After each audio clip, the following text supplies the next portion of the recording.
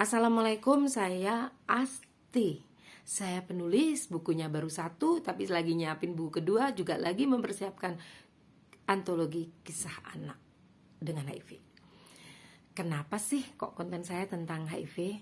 Iya, kalau tentang HIV saya pede, karena saya ngalamin, suami saya ngalamin, saya ngalamin sendiri. Kalau misalnya tentang masak misalnya, walaupun saya juga sering terima pesanan masakan, bahkan anak saya ketika menikah juga yang masak adalah saya, tapi saya nggak pede kalau bikin konten tentang memasak. Saya nggak tahan nanti kalau ada ibu-ibu yang ini sih, biasanya kan mereka, walaupun saya juga ibu-ibu tuh kalau yang biasanya kita ngobrol gitu suka bilang, misalnya bikin rendang, kok nggak pakai ini, nggak pakai apa, kelapa, sangrai, bla bla bla gini. Iya, itu terus nanti diprotes lagi misalnya, oh jangan pakai itu nanti enak. Jadi saya nggak tahan. Jadi saya nggak mau kalau bikin konten tentang masak, nanti takutnya ada celoteh-celoteh begitu, ada komen begitu. Saya nggak tahan benar. Tapi kalau HIV, si ibu-ibu tadi belum tentu dia bilang, saya juga HIV, saya HIV aja nggak gitu-gitu amat misalnya. Saya HIV juga nggak sombong kayak kamu bikin konten melulu. Saya biarpun HIV begini, saya juga nggak bikin buku kayak kamu gitu, enggak. Ngapain pamer?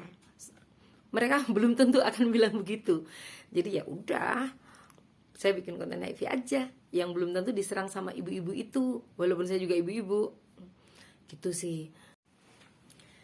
Selain itu dan masih banyak ya yang nanya, entah itu lewat DM Instagram, entah itu lewat Messenger. Sering ada yang nanya perihal yang masih sangat mendasar, misal ya tentang kegalauan lah. Misalnya aku baru tahu status HIV bla bla bla, dia menceritakan kegalauannya, dan banyak lah pertanyaan itu. Entah itu dia tes ternyata negatif, tapi justru dia ketakutan, jangan-jangan ntar positif. Jadi justru hasil negatif pun bikin galau. Nggak cuma hasil positif yang bikin galau, hasil negatif juga kadang bikin orang galau.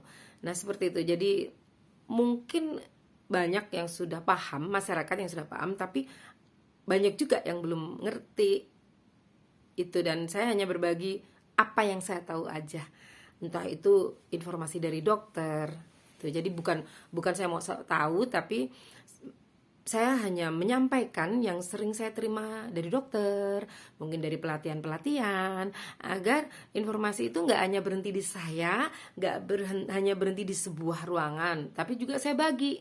Sebaginya lewat mana? Lewat Instagram, lewat Facebook, lewat konten YouTube saya. Nah, kalau masih misalnya ada komen-komen yang nggak asik, entah itu bilang saya ngomong belibet lah, entah itu bilang saya sok-sokan, apalah itu terserah.